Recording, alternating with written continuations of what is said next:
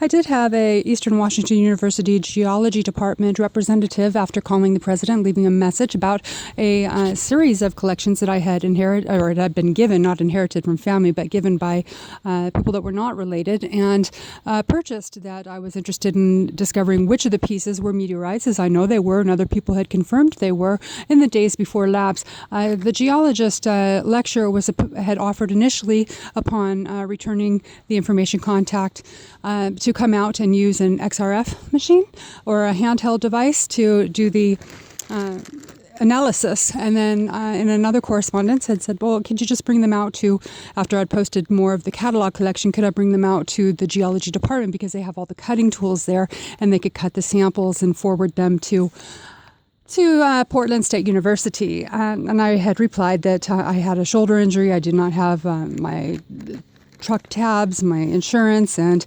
the family is not interested in driving me and a large rock collection around, and they are up there in age and have their own priorities. And could he follow up and come back out here? He was not responsive and did not come back out to do that. So I really don't have any follow-up information on any of the actual contents, the gems. People have mentioned there was diamonds and gold and silver and possibly platinum and others that had been in casual observance of the cataloging. I can get no confirmation, but have got quite a bit of mocking about being set up by people, which is very disheartening. So anybody that wants to contribute anything, please do so. Comments are kept private for review. General information regarding specimens that would be of public interest to everybody and is not personal, I certainly will publish. Thank you so much. I, in fact, don't know what impact diamonds look like. I do know that meteorites have gold and precious metals, rare elements, and diamonds in them, more than just nano size, and that gem quality meteorite gems are cut and faceted and sold in rare jewelry pieces. Now, I was told and shared with unidentifiable people, of course, on the internet. People have and will continue, I'm sure, to make up fake identities and promote themselves as people they're not, to protect their own privacy or use credentials of others. But when I asked over and over if the XRF machine can detect diamonds, and does the Eastern Washington Geology Department, I asked the representative that called back, who is a lecturer there on behalf of the university, whether or not they had a diamond detector. I could not get a response regarding that. So I don't know if they do, but looking on the manufacturers of the general XRF machines that are in the 30,000 plus range, it seems that from what I've read that they in fact do. And so I'm not sure if I can rent one locally or anybody else is going to actually follow through with correct correspondence, unless my emails were hacked and the correspondence was lost somehow. I did not have any reply of a positive or negative whether there were a diamond detector in the XRF. However, I was told to come out and have the pieces cut there.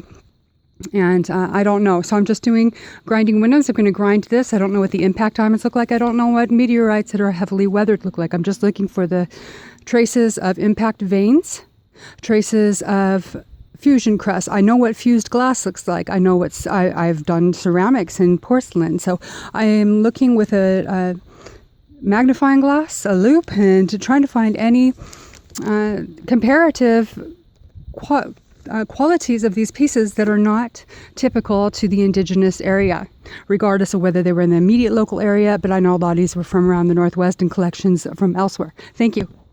Okay, going to grind this and contain it in this bag. Perhaps have a sample. I don't know. It looks kind of metallic inside. I don't know what kind of rock this is, regardless of where its origin. I've read so much conflicting information published on behalf of universities and museums and experts with degrees, conflicting information from what are in collections.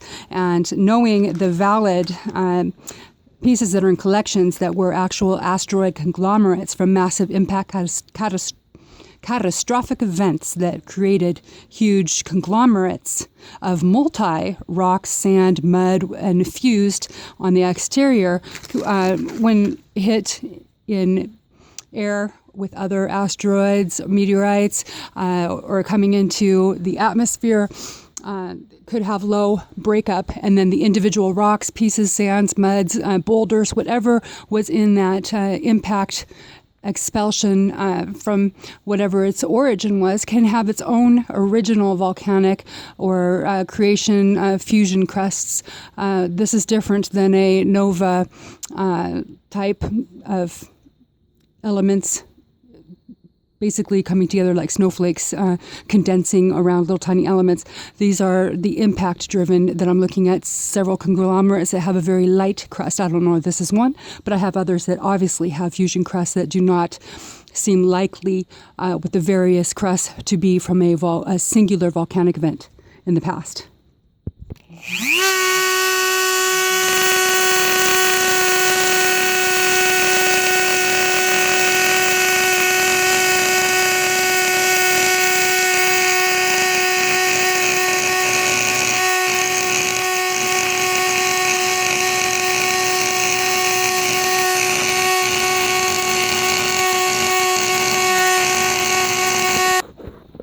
This is a diamond bit.